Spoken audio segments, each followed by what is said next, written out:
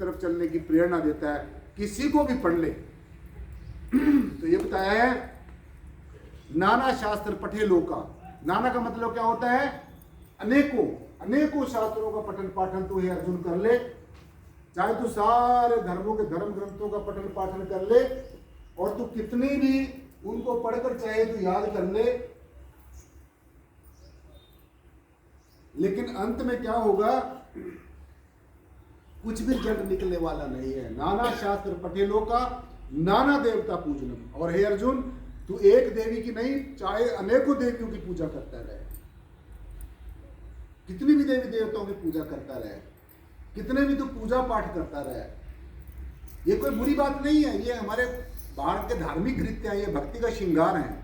लेकिन अब अगर आप ये सोच के बैठ जाओ इसको श्रृंगार को करे, घूमते रहे, हम पूजा कर ली, पाठ कर लिया, कोई स्तोत्र पढ़ लिया, या फिर कोई भी बाहरमुखी धार्मिक कर्मकांड कर लिया और आपने ये सोच लिया मेरी भक्ति पूरी होगी। आपकी भक्ति पूरी नहीं हुई है, अभी तो आपकी भक्ति शुरू हुई है। यहाँ से शुरू होती है पूजा पाठ, जप तप संयम साधना, अघोर जितनी साधनाएं हम लोग करते हैं, ये हमारी भक्ति का शुरुआत है या मध्य है। फिर अंत कहाँ पर होता है? अंत तब होता है जब हमें ब्रह्म का ज्ञान हो जाता है, जब हमें परमेश्वर का ज्ञान हो जाता है, जब हमें मालिक के कुल अखिल ब्रह्मांड के कण कण में रसे हुए और बसे हुए परमेश्वर का ज्ञान हो जाता है, और ज्ञान के साथ में बोध हो जाता है, रियलाइजेशन हो जाती है, और ऐसा हमें एहसास होना शुरू हो जाता है कि भाई almighty God is existing everywhere, कि मेरा जो परमपिता परमेश्वर है, हमारा जो परमपिता परमेश्वर है, सारी सृष्टि का कर्ता धर्ता जो भरता है, जो सब कुछ अपने तरीके से कर रहा है, जो हवा चला रहा है, ये बरसात करता है, ये पृथ्वी में से हमें अनेकों खान पान की अनेकों चीजें हमें देता है, जो हमें अग्नि तत्व, जिसने हमें पांचों तत्व दिए हैं, इनका भी कोई ना कोई सोर्स जरूर है। तो हमने हर एक चीज के लिए परमेश्वर का धन्यवाद करना। Thanks a lot my almighty God for giving me everything from time to time. ये परमेश्वर, ये अखिल ब्रह्मांड के खंडों ब्रह्मांडों के मालिक, मैं तेरा धन्यवाद करता हूँ, मैं तेरा थैंक्स करता हूँ, शुक्रिया करता हूँ कि आपने मुझे कैसा हीरा सा जन्म दिया है, कैसा ये मानव शरीर दिया है। तो इसलिए साथ संगत जी, जिस इंसान के प्रारब्ध कर्म अच्छे होते हैं उसको ये ज्ञान चर्चा सुनने का सौभाग्य प्राप्त होता है, और जिसके उससे भी ज्यादा अच्छे कर्म होते हैं उसको संतों की शरण में आने का मौका मिलता है, और जिसके उससे भी अच्छे प्रारब्ध कर्म होते हैं उसको ये सत्संग मिल जाता है, एक परमेश्वर की चर्चा सुनने का सौभाग्य प्राप्त हो जाता है। तो जिस जीव को सत्संग में आने का सौभाग्य प्राप्त हो जाता है, ज्ञान चर्चा सुनने का सौभाग्य प्राप्त हो जाता है, तो ये समझ लेना चाहिए कि वो जीव मेरे बहुत ही अवभाग्य है, मेरे बहुत ही पूर्ण भाग है। और दूसरी बात, कभी ये नहीं सोचना है दिलो दिमाग में अपने, इस गुरु के पीछे बहुत ज़्यादा लोग लगे हुए हैं, यहाँ पर पब्लिक बहुत ज़्यादा जाती है, ये बहुत बड़ा गुरु है, ऐसा भी नहीं सोचना है। जहाँ पर सच्चाई होगी, जहाँ पर सत्य का वास होगा, जहाँ पर सच का उपदेश दिया जाता होगा, वहाँ पर बहुत कम लोग सुनने के लिए आते हैं।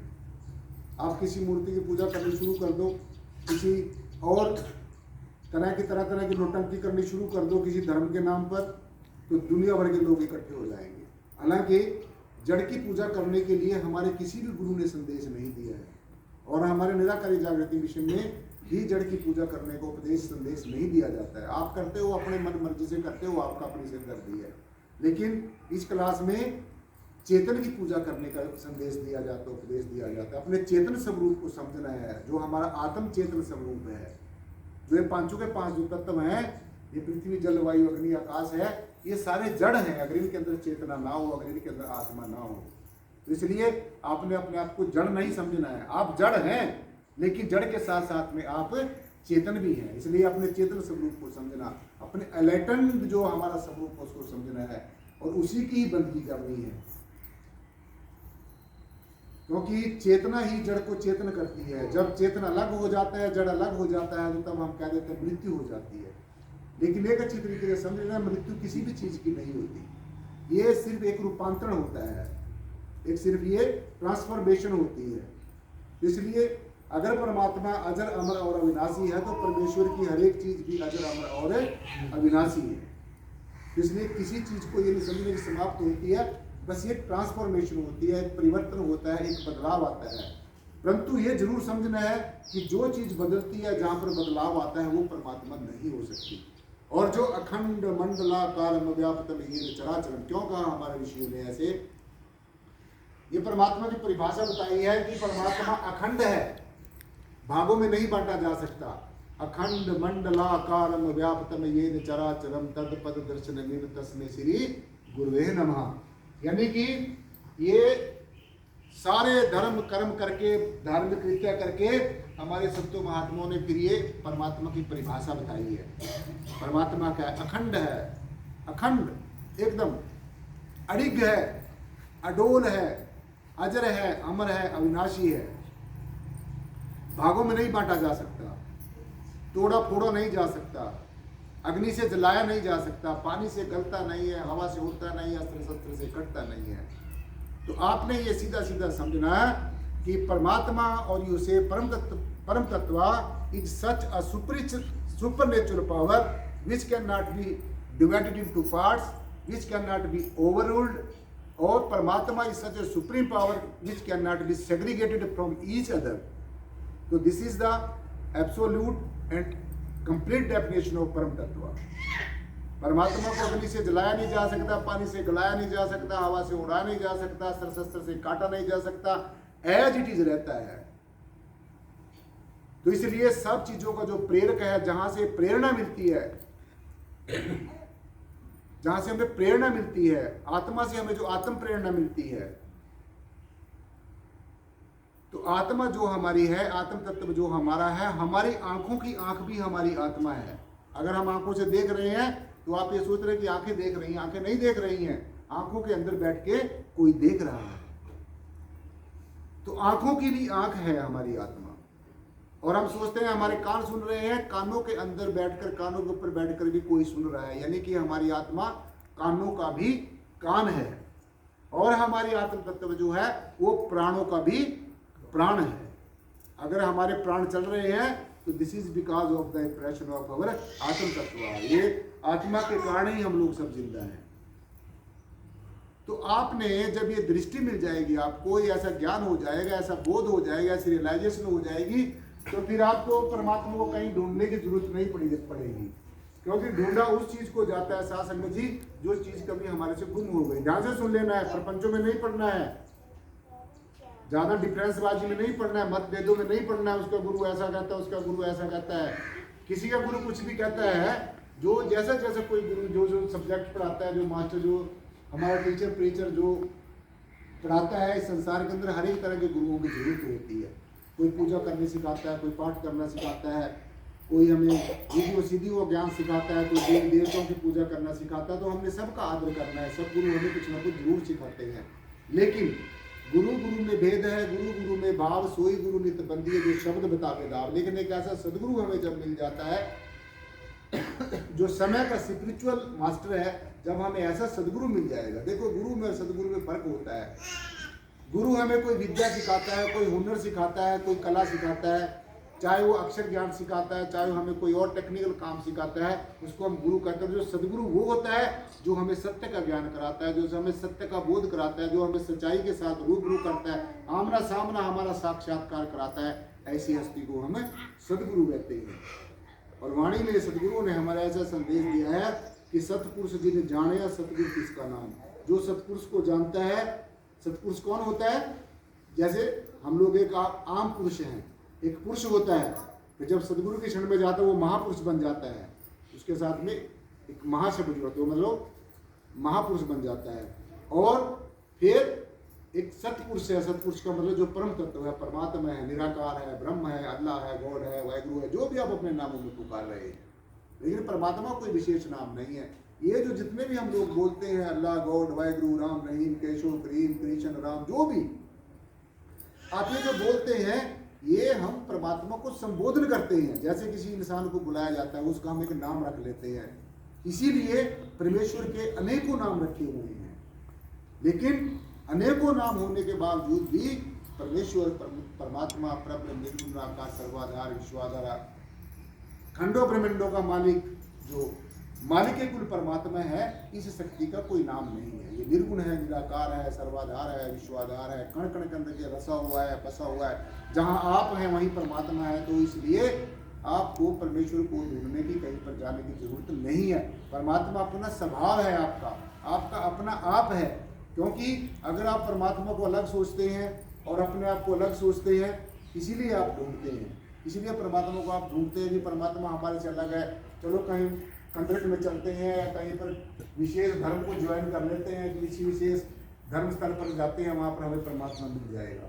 तो आप कहीं भी जाइए, जब आपको ज्ञान हो जाएगा, जैसे एक वो हिरण होता है ना, हिरण मृग जिसको हम कहते हैं, एक हिरण होता है, हिरण की नाभि के अंदर ही कस्तूरी होती है और उसको अपने अंदर से खुशबू आती रहती है। जब उसको अपने अंदर से खुशबू आती है तो वो ये सोचता है कि ये मेरे को खुशबू कहाँ से आ रही है, और उसी खुशबू के अपने अंदर से ही रही है वो खुशबू हिरण को। लेकिन वो मृग सारे उसमें जंगल के अंदर वो घूमता रहता है उसी बस्ती में ही। ठीक इसी प्रकार से जो आत्मा है, आत्मा का ज्ञान है, आत्मा जो आपके अंदर विराजमान है, विद्यमान है, मौजूद है, तो ये आत्मा का कभी कभी आप आत्म भाव में चले जाते हैं। आप शरीर भाव को, जब आप शरीर से दुखी हो जाते हैं तो आप ये आपको ऐसा लगना शुरू हो जाता है यार ये शरीर कुछ नहीं है। फिर आपके जो मन में आता है, मन में आपका जो आता है वो पूरा नहीं होता। प्लीज भाई, जो मन में आता है वो पूरा नहीं होता। जो मन से आप सोचते हैं वो आपको मिलता नहीं है। अगर वो मन में सोची गई चीज आपको मिल भी गई, अगर आपकी अपने सदगुरु के प्रति इतनी श्रद्धा है, इतना विश्वास है, अगर वो चीज आपको मिल भी गई तो वो मिली हुई चीज आपके पास ज्यादा देर ठहरती नहीं है। और अगर वो चीज ज्यादा देर आपके पास ठहर भी गई तो आप उसका सदुपयोग नहीं कर सकते। अब जैसे आपके पास ये समय है, आप इस समय का सदुपयोग नहीं करेंगे और ये समय ऐसे निकल जाएगा, फिर आपको पछताना पड़ेगा और ये समय जो है फिर वापस नहीं आएगा। तो इसलिए जो आप मन में सोचते हैं वो मिलता नहीं। अगर मिल भी जाता है तो आप उसका ठीक तरीके से इस्तेमाल नहीं कर सकते, और जब ठीक तरीके से इस्तेमाल नहीं कर सकते फिर आपकी भक्ति मुक्ति जो है वो सब अधूरी रह जाती है।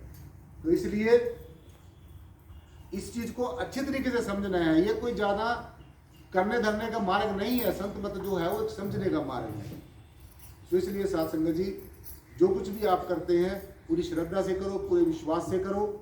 और आत्म ज्ञान जो है, ब्रह्म ज्ञान जो है, जो सबसे श्रेष्ठ ज्ञान है, सारी दुनिया के ज्ञान एक तरफ, सारे सब्जेक्ट्स का ज्ञान एक तरफ, और अपनी आत्मा का ज्ञान एक तरफ। सारे दुनिया के रिश्ते नाते जो है वो एक तरफ है, और गुरु और शिष्य का रिश्ता एक तरफ है, और सारी दुनिया की संपत्ति एक तरफ है, और जो हमारी ज्ञान की जो ध्यान की जो संपत्ति है, ये संपत्ति एक तरफ। वो संपत्ति सब जाएगी, चाहे कितना भी इकट्ठा कर लो, लेकिन आपके साथ क्या रहेगा? जो आपकी ये ज्ञान की संपत्ति है, जो आपकी इस क्लास में आने की जो आपकी एक अपनी कमाई है। मैं आपके लिए वकालत करूंगा सदगुरु भगवान के दरबार में, जब आपका ये समय का हिसाब होगा तो मैं आपके लिए वकालत करूंगा। सदगुरुदेव, आपके दरबार में आकर इस जीव ने इस समय ये भागवत सुनी है, ये चर्चा सुनी है, ये आपकी रुस्तत सुनी है, आपकी जो है ये आपकी रुस्तत सुनी है, आपकी तारीफ सुनी है। तो इसलिए प्रभु वो समय जो है इसके लेखे में लगाया जाए और उस लेखे का इसको फल दिया जाए। तो इसलिए सत्संग में जो फल मिलता है आकर, जब तक आप सत्संग में नहीं आएंगे, क्लास में नहीं आएंगे, तो आप बाहर में जो मर्जी करते हो उसका कोई भी फल मिलने वाला नहीं है। परंतु जिस समय आप इस शब्द के साथ में जुड़ जाएंगे, अपनी आत्मा के शब्द में जुड़ जाएंगे, जब सदगुरु हमारे ऊपर मेहरबान होगा। अपने सदगुरु की मेहरबानी का पात्र बनना है। अब ये नहीं पता हमारा सदगुरु कैसे हमारे ऊपर मेहरबान हो, और सदगुरु को मेहरबानी का पात्र बनने के लिए सिर्फ एक ही तरीका जो मैं आपको सब बता रहा हूँ, वो है सेवा, सत्संग और सुमिरन। सेवा करनी, निस्वार्थ भाव से सेवा, दरबार में आके सेवा करनी, सुमिरन करना और अपने सदगुरु भगवान के आदेश और उपदेश की पालना करनी। बस ये करना है। आप सदगुरु का काम करो, सदगुरु तुम्हारे काम करेगा। आप परमेश्वर का काम करो, परमेश्वर की बनाई हुई जो एक कायनात है इसकी सेवा करो, तो परमेश्वर हमारे ऊपर जरूर मेहरबान होगा। आप जो भी बीज बोओगे वही आपको बरकतें मिलेंगी। और परमेश्वर की बंदगी करने से, खुदा की इबादत करने से, सत्संग में वचन प्रवचन संतों के सुनने से, ये वचन हमारे अंतर में जाते हैं, कानों के माध्यम से सुनते हैं। तो फिर जब हम कानों के माध्यम से सुनते हैं तो क्या होता है? हमारा जो मन है, जो चंचल और चलायमान मन है, ये भी निर्मल होता है, और जो बुद्धि के ऊपर हमारी तरह तरह के लेप चढ़े हुए हैं, तरह तरह के जो है आवरण चढ़े हुए हैं, वो भी उतरते हैं। और ये सदगुरु भगवान के आशीष और वचन सुनने से साथ संगत जी हमारे अंतर में से, हमारे चित्त में से, तरह तरह के चित्त में हमने चिंतन बैठाए हुए हैं, तरह तरह का डर बैठा हुआ है हमारे अंदर, तो वो बंधन टूटते हैं, आप आज़ाद होते हैं, आत्मा आज़ाद होती है। तो सीधा सीधा आपने ये समझना चाहिए कि अपने मन को सुकून देने के लिए, अपनी बुद्धि को कुबुद्धि को सद्बुद्धि बनाने के लिए, मति को सुमति बनाने के लिए ये ज्ञान होना, अपने स्वरूप का ज्ञान होना अति जरूरी है, बहुत जरूरी है। जब आपको एक दिव्य दृष्टि मिल जाएगी, जब आपके अंदर दिव्यता आ जाएगी, एनलाइटनमेंट आ जाएगी साथ संगत जी, जब आप इन तीनों के तीन गुणों से ऊपर उठ जाएंगे, निर्गुण स्वरूप को जान जाओगे, निराकार ब्रह्म को जान जाओगे, और आप ये समझ जाओगे कि इसी ब्रह्म के अंदर ही सब कुछ विद्यमान है, सब कुछ इससे उत्पन्न होता है, सब कुछ इसके बीच में रहता है, कुछ दिन अपनी क्रीड़ा करता है, जीवन यापन करता है, और अंततः इसी के अंदर समा जाता है। सब कुछ तेरे बीच मेरे साहा, तुझसे बाहर कुछ भी ना, इस ब्रह्म से बाहर, इस निराकार से बाहर, इस परम तत्व से बाहर कुछ भी नहीं है। अब आप देखो, आप अपनी आंखों से ही देख लो, आप लोगों ने सबने ज्ञान लिया हुआ है, जिसने लिया हो अपनी थोड़ी ये संसार की दृष्टि को थोड़ा हटाओ, इस संसार का थोड़ा सा पर्दा अपनी दृष्टि के आगे से हटाओ, और जो तरह तरह के विचार चल रहे हैं इनको भी थोड़ी देर के लिए शून्य करो, विचारों से थॉटलेस हो जाओ, और फिर देखो जो तीसरी जो हमारी दृष्टि है। पहले जो दृष्टि है हमारी संसार की दृष्टि है, कौन सी दृष्टि है?